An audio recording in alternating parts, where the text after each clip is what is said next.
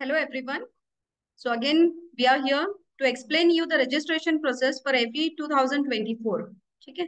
तुम्हाला समजण्याकरता आपण ह्याला मराठी, हिंदी, इंग्लिश तुम्हाला जसं समजेल त्या पद्धतीने आपण समजून घेऊया. प्रोसेस खूप सोपी आहे. मागच्या वर्षी जसं होतं प्रोसेस तशीच आहे, पण काही मुलांची अजूनही डाऊट होते. आतापर्यंत उद्याची डेट आहे रजिस्ट्रेशनची, अजून तर एक्सटेंड झालेली नाही आहे, पण तरी आपण हे प्रोसेस समजून घेऊया. ज्यांची चुका झालेल्या आहेत त्यांनी हे करेक्ट करून घ्यायचे आणि अजून तुम्हाला काही शंका असेल तर तुम्ही आम्हाला व्हॉट्सअप आमचा आहे, व्हॉट्सअपवर तुम्ही आम्हाला लॉग इन हे करा, आमच्याशी कनेक्ट व्हा. जे काही प्रॉब्लेम आहेत आपण सॉल्व्ह करू. ठीक आहे. तर प्रोसेस स्टार्ट कशी करायची आपल्याला सिंपल आहे. गुगल ओपन करायचं. गुगलमध्ये आपल्याला हे टाकायचंय FE 2024 MahaCET.org लॉग इन. ठीक आहे.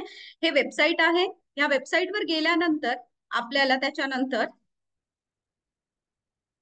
हा विंडो ओपन होईल. ठीक आहे. तर हा विंडो मध्ये पहिला बघा तुम्ही state common entrance test cell महासीईटीची सेलचा जो लॉग इन आहे रजिस्टर्ड कॅन्डिडेट लॉग इन माझ्या स्क्रीनवर तुम्हाला दिसत असेल. तुम्हाला इथं क्लिक करायचंय रजिस्टर्ड कॅन्डिडेट लॉग इन. ठीक आहे. तुम्ही आता नवीन जर रजिस्ट्रेशन करत असाल तर तुम्हाला बघा इथं नवीन रजिस्ट्रेशन, न्यू रजिस्ट्रेशन आणि ऑलरेडी जर तुम्ही रजिस्टर केलेले असाल तर तुम्हाला ऑलरेडी रजिस्टर्ड मध्ये क्लिक करायचं आहे. तर आता आपण सुरू करूया नवीन रजिस्ट्रेशन पासून, झिरो पासून समजून घेऊया की कशी आपली पद्धत आहे रजिस्ट्रेशन करून घ्यायची. तर नवीन रजिस्ट्रेशन वरती तुम्हाला क्लिक करायचं आहे. त्याच्यानंतर आता जे काही डिटेल्स तुम्हाला विचारल्या जाईल विथ ड्यू केअर आपल्याला ते डिटेल्स व्यवस्थित भरून घ्यायचे आहेत. आता पहिला क्वेश्चन आपल्याला विचारला गेलेला आहे, have you appeared for PCM MHT CET 2024? तुम्ही PCM ची परीक्षा दिली आहे का विचारल्या गेलंय. जर तुम्ही दिली असेल तर यसला क्लिक करा, नाही दिली असेल तर तुम्ही नो करू शकता. ठीक आहे.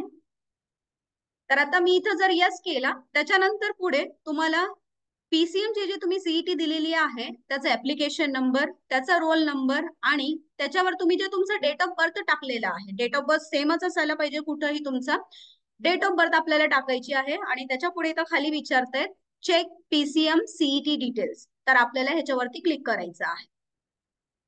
तुम्ही जेव्हा त्याच्यावरती क्लिक करता डायरेक्ट तुम्हाला तुमचे PCM चे मार्क येतील. तुम्हाला फिजिक्स, केमिस्ट्री, मॅथमॅटिक्स आणि टोटल PCM मध्ये तुमचा काय स्कोर आलाय ते इथं येईल. तुम्हाला ते चेक करायचं आहे. तो सेमच असणार आहे. ठीक आहे. मग त्याच्यानंतर पुढे अजून तुम्हाला विचारला जातोय, have you appeared for PCB MHT CET 2024? आता हे एडिशनल आहे. जर तुम्ही दिला असेल तर तुम्ही यस करू शकता, तुम्ही दिला नसेल तर नो करू शकता. एक कंपल्सरी नसणार आहे सगळ्यांसाठी. तर आता ज्या कॅन्डिडेटचं मी भरतीय जर त्यांनी दिला असेल, मी यस केला, तर त्याचे PCB चे डिटेल्स सुद्धा आलेले आहेत. ठीक आहे. PCB चे डिटेल्स आलेले आहेत ते सुद्धा तुम्ही चेक करा, व्यवस्थित असतील तर आपण पुढे जाऊया. त्यानंतर इथं तुम्हाला खाली असं लिहिल्या गेलंय, I have read all the important instructions. पुढे जे काही आपल्याला भरायचं आहे त्याचं इन्फॉर्मेशन इथं दिलेलं आहे. तर ते इन्फॉर्मेशन तुम्ही नीट वाचून घ्या. जे काही आहे मी तुम्हाला पुढच्या स्लाइड्स मध्ये सांगणारच आहे. ठीक आहे. ते चेकबॉक्स क्लिक केल्यानंतर तुम्हाला सेव्ह आणि प्रोसीड करायचं आहे. सेव्ह आणि प्रोसीड केला. आता त्याच्यानंतर आपण मेन आपली पर्सनल डिटेल्स मध्ये आलोय. पर्सनल डिटेल्स मध्ये तुम्हाला काय काय भरावे लागतील तर तुम्हाला भरायचं आहे कॅन्डिडेटचा फुल नेम. आता हे भरताना तुम्ही तुमची 12वीची मार्कशीट तुमच्या हातात ठेवा, कारण आपल्याला नाव ऍज इट इज आपली 12वीची मार्कशीटवर जसं आलेलं आहे तसं भरायचं आहे. त्यानंतर आपल्या वडिलांचं नाव, फादर्स नेम, मदर्स नेम, आपलं जेंडर आणि परत आपलंच जेंडर कन्फर्म करायचं आहे. आपली जन्माची तारीख, डेट ऑफ बर्थ, त्यानंतर confirm your date of birth, म्हणजे परत आपलंच डेट ऑफ बर्थ आपल्याला कन्फर्म करायचं आहे. तुमचं जो काही रिलीजन आहे, धर्म आहे, तो आपल्याला इथून सिलेक्ट करायचा आहे. त्यानंतर तुमची फॅमिलीची एन्युअल इन्कम. ठीक आहे. एन्युअल इन्कम आपल्याला सिलेक्ट करायची. तुम्हाला इथं रेंज दिलेली आहे, तर व्यवस्थित तुमचा उत्पन्नाचा दाखला असेल तर त्यामध्ये बघून तुम्ही ही रेंज सिलेक्ट करा. तुमची मातृभाषा काय आहे, मदर टंग, ते सिलेक्ट करायचं. त्यानंतर नॅशनॅलिटी इंडियन आपली आहे ते आपल्याला सिलेक्ट करून घ्यायचं. हे झाले आपले पर्सनल डिटेल्स. व्यवस्थित काळजीपूर्वक आपल्याला हे सगळे डिटेल्स भरायचे आहेत. ठीक आहे. त्यानंतर पुढे आपल्याला आपला ऍड्रेस द्यायचा आहे. ऍड्रेस सुद्धा आपण डिटेल मध्ये इथं टाकूया. इथं इन्स्ट्रक्शन दिलंय, maximum allowed length for each row is 50 character. तुम्ही तुमचा डिटेल्स डिटेलमध्ये लिहा, फक्त एका लाईन मध्ये 50 कॅरेक्टर पेक्षा आपल्याला जास्त नको हवं आहे. ठीक आहे. त्यानंतर तुमचं स्टेट, महाराष्ट्र असेल तर महाराष्ट्र करा. जर तुम्ही आउट ऑफ महाराष्ट्राचे कॅन्डिडेट असतील तर तुम्ही आउट ऑफ महाराष्ट्र सुद्धा इथं सिलेक्ट करू शकता. डिस्ट्रिक्ट टाकायचे आपल्याला, तालुका, विलेज, तुमचं गाव कोणतं आहे तो टाकायचं. त्यानंतर पिन कोड, टेलिफोन नंबर हा ऑप्शनल आहे, असेल तर टाकायचा. इथं जर रेड स्टार नसेल ह्याचा अर्थ असं असतो की हा कंपल्सरी आपल्याला भरायचा नाहीये. ठीक आहे. त्यानंतर आता पुढे महत्वाचं असं आहे, आता हे जे सगळं आपण भरलं ते भरून झाल्यानंतर आपला जो मोबाईल नंबर आहे, जे काही आपण इथं टाकणार आहोत, त्या मोबाईल नंबर वरती आपल्याला एक वन टाइम पासवर्ड क्रिएट होणार आहे. तर आपण काय करायचं, जो मोबाईल आपल्या हातात आहे, जो मोबाईल नंबर आपण ऑलरेडी रजिस्टर केलेला आहे, तो मोबाईल घेऊनच बसायचा. ठीक आहे. त्यानंतर आपण इथं मोबाईल नंबर टाकूया, कंपल्सरी आहे ते. ईमेल आयडी सुद्धा टाकायचा. ठीक आहे. आणि त्याच्यानंतर अजून पुढे गेला तर तो आपल्याला तुमचा पासवर्ड सिलेक्ट करा म्हणून विचारला जाईल. ठीक आहे. आता आपल्याला इथं पासवर्ड नवीन जनरेट करायचं आहे. पासवर्ड जनरेट करताना तुम्हाला इथं काही इन्स्ट्रक्शन्स दिलेले आहेत. तुमचा पासवर्ड जो आहे तो 18 ते 13 कॅरेक्टर लॉंग असायला पाहिजे. 8 to 13, 8 पेक्षा कमी नाही आणि 13पेक्षा जास्त नाही. आणि पासवर्ड मध्ये एक अप्पर केस कॅपिटल लेटर पाहिजे, ऍटलिस्ट एक लोअर केस म्हणजे तुमचं स्मॉल लेटर पाहिजे, एक अल्फान्यूमरिक व्हॅल्यू पाहिजे, स्पेशल कॅरेक्टर पाहिजे. तर तुम्ही तसं जनरेट करून ठेवा आणि तो लिहून ठेवा कुठेतरी, ते विसरायचं नाही आपल्याला. ठीक आहे. आणि जे काही पासवर्ड तुम्ही चूज केलंय, परत एकदा तो पासवर्ड आपल्याला इथं खाली टाकायचा आहे. इथं कॅप्चा मध्ये बघा, जे काही कॅपिटल आणि लोअर केस मध्ये हे येत आहे ते इथं ऍज इट इज आपल्याला लिहायचं आणि पुढे सेव्ह आणि प्रोसीड करायचं आहे. सेव्ह आणि प्रोसीड केल्यानंतर आता तुमच्या रजिस्टर्ड मोबाईलवर ओटीपी येईल. लवकरात लवकर आपल्याला तो ओटीपी बघायचा आहे आणि तो ओटीपी आपल्याला इथं टाकायचा. ओटीपी टाकल्यानंतर तुम्हाला असं इन्स्ट्रक्शन येईल, registered successfully for admission to first year undergraduate technical course in engineering and technology. ठीक आहे. त्यानंतर तुमचा हा ऍप्लिकेशन आयडी जनरेट होईल फॉर अकॅडमिक इयर 2024-25. हा जो ऍप्लिकेशन आयडी आहे, हा ऍप्लिकेशन आयडी खूप महत्वाचा आहे. हेही तुम्हाला SMS द्वारे पण येईल आणि तुम्ही हा कुठेतरी सेव्ह करून ठेवा. त्यानंतर पुढे अजून तुम्हाला इन्स्ट्रक्शन्स आहेत, हे मी तुम्हाला ओरली पुढे सांगेन. तर proceed to complete the application form. आता अजून पुढे जाऊन आपल्याला ऍप्लिकेशन फॉर्म कम्प्लीट करायचं आहे, तर हा बटन आपल्याला क्लिक करायचंय. त्यानंतर बघा आता काय आलेलं आहे, परत आपण ह्या पेज वरती आलोय जिथून आपण स्टार्ट केलं होता, न्यू रजिस्टर्ड किंवा ऑलरेडी रजिस्टर्ड. आता आपला रजिस्ट्रेशन कम्प्लीट झालेला आहे. तर आपल्याला आता युजर आयडी, ऍप्लिकेशन आयडी आहे आपल्या हातात, आपल्याकडे पासवर्ड सुद्धा आहे. ठीक आहे. तर आपण काय करायचं, आता ऑलरेडी रजिस्टर्ड मध्ये जायचं. ऑलरेडी रजिस्टर्डला तुम्ही क्लिक केला. त्यानंतर तुम्हाला तुमचे डॉक्युमेंट व्हेरीफाय करायला कोणती पद्धत पाहिजे, तुम्हाला स्वतःहून जायचंय फिजिकली स्क्रुटिनी सेंटरला, त्याला आपण FC फॅसिलिटेशन सेंटर किंवा स्क्रुटिनी सेंटर म्हणतो. तर तिथं तुम्हाला स्वतःहून जायचंय का तुम्हाला ऑनलाईन करायचंय, ई स्क्रुटिनी करायची, हे तुम्हाला इथं सिलेक्ट करायचं. शक्यतो तुम्ही फिजिकल स्क्रुटिनी सिलेक्ट करा. तुम्ही तुमचे डॉक्युमेंट सगळं फिजिकल स्क्रुटिनी मध्ये जाऊन तुमचे जे काही शंका असतील तुम्ही तिथं विचारून करा. आमच्याही कॉलेजमध्ये ट्रिनिटी अकॅडमी ऑफ इंजिनिअरिंग मध्ये FC सेंटर स्क्रुटिनी सेंटर आहे. तुम्ही येताच आमच्या कॉलेजमध्ये काही तुमचे डाऊट असतील तर आम्ही इथं क्लिअर करू. ठीक आहे. आता ह्या कॅन्डिडेटचा मी फिजिकल स्क्रुटिनी करते. फिजिकल स्क्रुटिनी सिलेक्ट केल्यानंतर आता तुम्हाला विचारलं जाईल कोणत्या डिस्ट्रिक्ट मध्ये तुम्ही आहात. फॉर एक्झाम्पल मी जर पुणे डिस्ट्रिक्ट सिलेक्ट केला तर मला ते जवळपास स्क्रुटिनी सेंटर सजेस्ट करतात.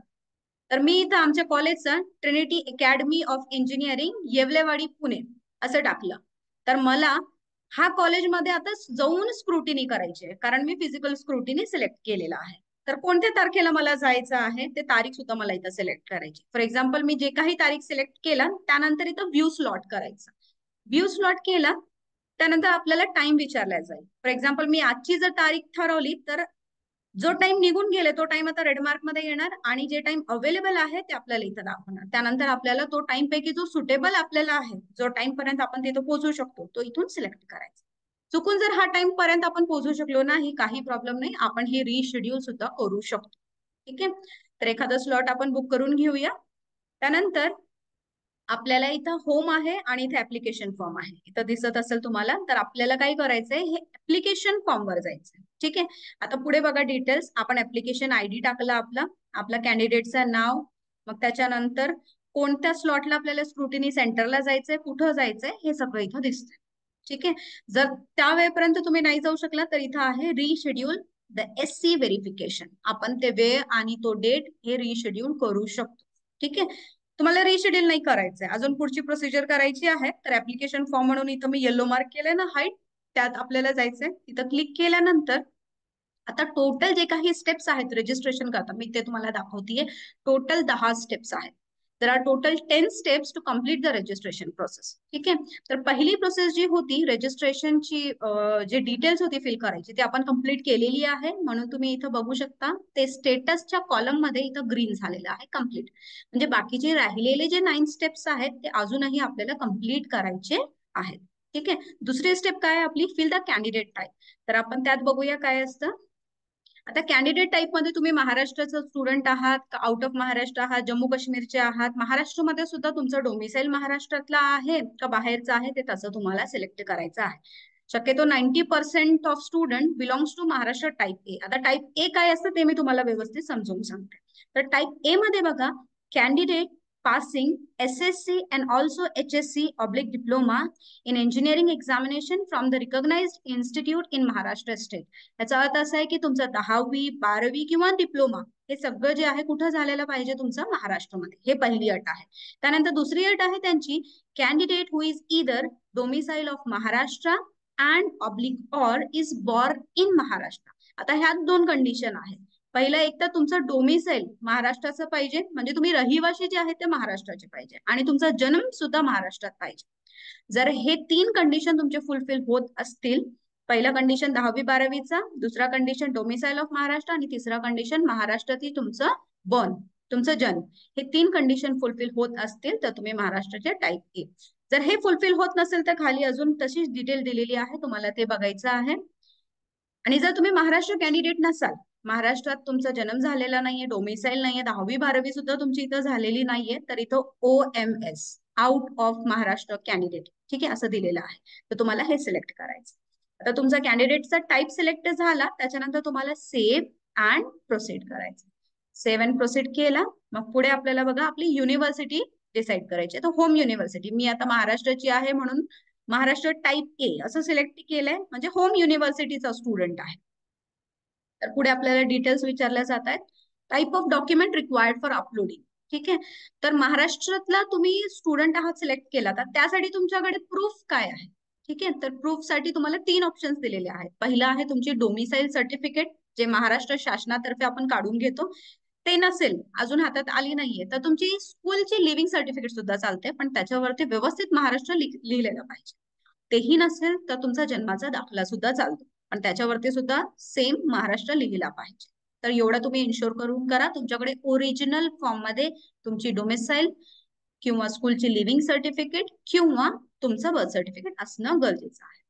त्यानंतर select the district from which the candidate has passed SSC. तुमचं 10वी कुठून झालंय, त्यानंतर तुमचं 12वी किंवा डिप्लोमा कुठून झालेला आहे, ठीक आहे, कोणत्या तालुक्यात न झालेलं आहे, ते सगळं तुम्हाला सिलेक्ट करायचंय. तर ऑटोमॅटिक तुमची युनिव्हर्सिटी इथं येईल की तुम्ही होम युनिव्हर्सिटीला बिलॉंग करताय. पुण्याचे आहे तर इथं सगळं झालंय तर तुमची युनिव्हर्सिटी झाली होम युनिव्हर्सिटी. पुढे अजून आहे तुम्हाला कॅटेगरीचे डिटेल्स भरायचे आहे. Select category to which you belong. आता कॅटेगरीमध्ये तुम्ही बॅकवर्ड कॅटेगरीचे स्टुडंट असू शकता किंवा ओपन कॅटेगरीचे स्टुडंट असू शकता. ओपन असेल तर ओपनचे डिटेल्स पुढे भरायचे असतात. ओबीसी असेल, ओबीसीचे डिटेल्स भरायचे आहेत आपल्याला. तर सगळे डॉक्युमेंट आपण आपल्या हातात घेऊन बसायचं. आता ओपन कॅन्डिडेट आहे, ओपन टाकलं, त्यानंतर पुढे विचारलंय फॅमिलीची अॅन्युअल इन्कम, ते सिलेक्ट करायचंय आपल्याला. त्यानंतर EWS आहे का, इकॉनॉमिकली वीकर सेक्शन. जर तुम्ही EWS सर्टिफिकेटसाठी अप्लाय करत असाल तर तुम्हाला इथं यस करायचंय, नसेल तर तुम्हाला सिम्पली नो करायचंय. पुढे तुमचं कास्ट विचारलं जाईल. जे काही कास्टला तुम्ही बिलॉंग करता, तुमचे कास्ट सर्टिफिकेट वरती लिहिलेलं असेल किंवा EWS असेल तर त्यावरती लिहिलेलं असेल, तो तुम्हाला इथं मेन्शन करायचं. पुढे सेव्ह आणि प्रोसीड करूया आपण. त्यानंतर तुम्हाला स्पेशल रिझर्वेशन डिटेल, जे काही कास्ट आता तुम्ही सिलेक्ट केलेली आहे त्याचं डिटेल्स आपल्याला ह्यात भरायचे आहे. ठीक आहे. तर आता पुढे विचारल्या जातोय आपल्याला अ पर्सन विथ डिसॅबिलिटी. तर तुम्हाला काहीतरी प्रॉब्लेम आहे का, अपंग व्यक्ती आहात का, असेल तर यस करा, नसेल तर नॉट ऍप्लिकेबल डिरेक्टली येतं इथं. तुमचे पेरेंट्स डिफेन्स मध्ये आहेत का, तर असेल तर यस करा, नाहीतर नो करा. फॅमिलीची अॅन्युअल इन्कम परत एकदा विचारलेली आहे. त्यानंतर पुढे आहे are you applying for TFWS, tuition fee waiver scheme जे आहे त्याच्यासाठी तुम्ही अप्लाय केलंय का. यस असेल तर यस करा, नो असेल तर नो करा. जर तुम्ही यस केला तर तुमच्याकडे उत्पन्नाचा दाखला असणं हा गरजेचा आहे. ठीक आहे. आर यू ऑर्फन, तुम्ही अनाथ आहात का, असेल तर यस, नसेल तर नो करायचंय. त्यानंतर पुढे मायनॉरिटीचे डिटेल्स भरायचे. ह्या कॅन्डिडेट मायनॉरिटीला बिलॉंग करत होता म्हणून त्यांनी यस केला, तुमचा नसेल तर तुम्ही नो करा. मायनॉरिटी केला तर परत परत पुढे दोन ऑप्शन आहेत, लिंग्विस्टिक मायनॉरिटी आहे का रिलीजियस मायनॉरिटी आहे, ते तुम्ही सर्च करून लिहा. तुमच्या मायनॉरिटीचा जो सर्टिफिकेट असेल किंवा तुमच्या LC वर लिहिलेला असेल तर व्यवस्थित सिलेक्ट करा. तुमचं रिलीजन जे काही आहे तुम्हाला इथं सिलेक्ट करायचंय. मग कोणत्या रिलीजियस मायनॉरिटीच्या टाईपमध्ये तुम्ही येते सिलेक्ट करायचं आणि परत सेव्ह आणि प्रोसीड करायचंय. तर इथं तुम्हाला स्पेशल रिझर्वेशन डिटेल्स जे आहेत ते फुलफिल झालेले आहेत. पुढे आपल्याला आता थर्ड स्टेपला गेलोय आपण, क्वालिफिकेशन डिटेल्स. ठीक आहे, हे ऑटोमॅटिकली पुढे जातं, आपल्याला काही करायचं नाहीये ह्यात. तर क्वालिफिकेशन डिटेल्स मध्ये सुरुवातीला आपल्याला आपल्या 10वीचा किंवा इक्वॅलंट डिटेल्स भरायचे आहेत. 10वी कोणत्या बोर्डामध्ये तुमची झाली, 10वीच्या सर्टिफिकेटच्या वरती लिहिलेलं असतं. जर तुम्हाला माहित नसेल तर ते व्यवस्थित वाचा. इथं तुम्हाला ड्रॅग डाऊन केल्यानंतर ऑप्शन्स दिल्या जाईल, त्यापैकी एक कोणता तरी ऑप्शन आपल्या 10वीच्या रिझल्ट वरती लिहिलेला असतो. कोणत्या वर्षी तुम्ही पास झालेले आहात ते तुम्हाला सिलेक्ट करायचंय आणि तुमचा सीट नंबर काय होता 10वीच्या परीक्षेचा. त्यानंतर तुम्हाला तुमचे 10वीचे मॅथमॅटिक्स, सायन्स, इंग्लिश, ऍग्रिगेट हे सगळे मार्क तुम्हाला तुमच्या हाताने टाकायचे, म्हणून तुमच्या हातात तुम्ही मार्कशीट घेऊन बसा भरताना. त्यानंतर पुढची एक्झाम, पुढची कोणती एक्झाम तुम्ही क्वालिफाय केली, कोणती एक्झाम तुम्ही दिलेली आहे. तर 12वी दिली असेल तर 12वी करा. तुम्हाला जर डायरेक्ट सेकंड इयर इंजिनिअरिंगला ऍडमिशन घ्यायचं असेल तर तुम्ही डिप्लोमा सिलेक्ट करा. ठीक आहे, तर आता जर 12वी दिला असेल, पुढे 12वी कुठून झाली आहे तुमची, प्लेस ऑफ HSC बोर्ड इंडियामध्ये झालीये, इंडिया सिलेक्ट करायचा. मग बोर्ड कोणती होती, तर 12वीची बोर्ड सिलेक्ट करायची आपल्याला. हे सुद्धा भरताना तुम्हाला तुमचा 12वीचा मार्कशीट हातात घेऊन बसायचा आहे. ठीक आहे, कोणत्या वर्षी तुमचं 12वी झालेला आहे, 12वीचा सीट नंबर तुम्हाला भरायचा आहे. 12वीच्या मार्कशीट वरती तुमच्या आईचं नाव जसं आहे तसंच तसं आपल्याला इथं टाकायचं, हा कंपल्सरी आहे. ठीक आहे, व्यवस्थित भरा. त्यानंतर कॅन्डिडेटचं नाव 12वीच्या मार्कशीट वरती जसं आहे तेही आपल्याला इथं भरायचंय. त्यानंतर गेट HSC डेटा यावरती क्लिक करायचंय. जसंच तुम्ही गेट HSC डेटावरती क्लिक करता, हे प्री फिल्ड तुम्हाला डेटा मिळेल. तुम्हाला फिजिक्स मध्ये किती मार्क मिळालेले आहेत, मॅथमॅटिक्स मध्ये किती आहेत, हे सगळं तुम्हाला भरलेलं मिळेल. तुम्हाला फक्त चेक करायचं आहे जसं तुमच्या मार्कशीटवर आहे तसंच आहे का, आणि 100% तसंच असतो. ठीक आहे, त्यानंतर पुढे आपल्याला करायचं सेव्ह आणि प्रोसीड. सेव्ह आणि प्रोसीड केल्यानंतर आता पुढे आपल्याला तुम्ही JEE ची एक्झाम दिली आहे का विचारताय. जर JEE ची एक्झाम दिली असेल तर यस करायचं, नो असेल तर नो करायचं. ठीक आहे, इदर CET और JEE इंजिनिअरिंगला ऍडमिशन घ्यायचं असेल तर ह्यापैकी एक एंट्रन्स एक्झाम देणं गरजेचं आहे. ठीक आहे, जे कोणता स्कोर तुमचा चांगला असेल त्या स्कोरच्या हिशोबाने तुम्हाला तुमची जे रिक्वायर्ड सीट आहे ते मिळू शकते. आता JEE ऍप्लिकेशन नंबर विचारतायत, त्याच्या JEE स्कोर कार्डवर आहे, ऍडमिट कार्डवर आहे, तिथून तुम्ही करू शकता. मग तुमचा कॅन्डिडेटचा date of birth as on JEE score card, परत तुमच्या JEE वरती तुम्ही तुमचा डेट ऑफ बर्थ टाकलेलेच आहे तसंच पाहिजे त्यांना. ठीक आहे, तसंच टाकायचं. मग गेट JEE स्कोर डेटा करायचं. तुम्हाला JEE स्कोर येईल, JEE स्कोर आल्यानंतर चेक करायचंय, तसंच असेल तर ठीक आहे. आता ह्या कॅन्डिडेटचा नव्हता म्हणून पुढचा दाखवत. तर त्याच्या पुढे काय येणार, पुढची प्रोसिजर आहे, तुम्हाला तुमचा फोटोग्राफ आणि सिग्नेचर अपलोड करायचं. तर तुम्हाला काय करायचंय, हे भरताना तुमचा फोटोग्राफचा स्कॅन करून तुमच्या मेलला घेऊन तुम्ही तुमच्या PC मध्ये घेऊन बसा. सिग्नेचरही तसंच करा. फोटो सिलेक्ट करा, फोटोचा साईज किती सांगितलेला आहे, सिग्नेचरचा साईज किती सांगितलेला आहे ते इथं लिहिलंय. फोटो तुमचा 4KB ते 100KB मध्ये पाहिजे, त्यापेक्षा जास्त असेल तर तो घेणार नाही, तुम्ही थोडा कमी करून घ्या. ठीक आहे, तर तुम्हाला फोटो आणि सिग्नेचर अपलोड करून घ्यायचे. ते अपलोड करून झाल्यानंतर आता आपण शेवटच्या प्रोसिजरला आलोय. शेवटच्या प्रोसिजर मध्ये आपल्याला आपले सगळे ओरिजिनल इथं अपलोड करायचे आहे. आता तुम्ही ज्या कॅटेगरीला बिलॉंग करता त्या कॅटेगरीनुसार तुम्हाला हे डॉक्युमेंट्स विचारले जाईल. ठीक आहे, आता हा जो कॅन्डिडेट होता ओपनचा कॅन्डिडेट होता म्हणून जास्त नाही आहेत कॉपीज म्हणजे आपल्याला अपलोड करणे. पण जर तुम्ही बॅकवर्ड कॅटेगरीचे स्टुडंट असाल तर तुम्हाला caste certificate, validity certificate, non criminal certificate आणि अजून पुढचा जर तुम्ही TFWS ला अप्लाय केलं तर तुम्हाला उत्पन्नाचा दाखला, हे सगळं डॉक्युमेंट तुम्हाला ओरिजिनल फॉर्म मध्ये इथं अपलोड करायचे आहेत. तर पहिला नॅशनॅलिटी आहे, तर तुम्हाला तुमची नॅशनॅलिटी ओरिजिनल फॉर्म मध्ये स्कॅन करून इथं अपलोड करायची आहे. तसंच 1 बाय 1 तुम्ही हे सगळं अपलोड करून घ्या. इथं आपली रजिस्ट्रेशनची जी प्रोसेस आहे कम्प्लीट झालेली आहे. त्यानंतर आता तुम्हाला काय करायचंय बघा, आपण शेवटच्या इथपर्यंत आलो, अपलोड द रिक्वायर्ड डॉक्युमेंट. ठीक आहे, 8th स्टेप होती. 9th स्टेपला तुम्हाला पे ऍप्लिकेशन फी. आता जे काही तुम्हाला पेंडिंग फीज दाखवते तेवढी फीज ऑनलाईन भरायची आहे. जीपे, गुगल पे, तुमचा फोन पे जे काही असेल तुम्ही तसं भरू शकता. त्यानंतर पुढचं जो काम आहे ते तुम्हाला फॅसिलिटेशन सेंटर किंवा स्क्रुटिनी सेंटरला जाऊन करायचं आहे. आमच्या कॉलेजमध्ये ट्रिनिटी अकॅडमी ऑफ इंजिनिअरिंग मध्ये फॅसिलिटेशन सेंटर आहे. तुम्हाला अजूनही जर काही शंका असेल, रजिस्ट्रेशन कसं करायचं आहे कळत नसेल, तर तुम्ही आमच्या कॉलेजमध्ये या. आम्ही इथं तुम्हाला लॅब दिलेली आहे, फॅसिलिटी दिलेली आहे, तिथं स्टाफ अवेलेबल आहे तुमची मदत करायला. आम्ही तुमचं भरून घेऊ. ठीक आहे. तर हे शेवटची प्रोसिजर आहे रजिस्ट्रेशन कन्फर्म करण्याकरता. एकदा तुमचं रजिस्ट्रेशन झाला त्यानंतर तुमची प्रोव्हिजनल मेरिट लिस्ट लागते. मग त्यानंतर पुढची जी प्रोसिजर आहे की आता कॅप राऊंड स्टार्ट झाल्यानंतर कसं करायचं, त्यासाठी परत आपण वेगळं सेमिनार घेऊया. ठीक आहे. तर एवढा तुम्हाला समजलं असं कन्सिडर करते. ट्रिनिटी अकॅडमी ऑफ इंजिनिअरिंग तर्फे मी सगळ्यांचा धन्यवाद करते. थँक्यू.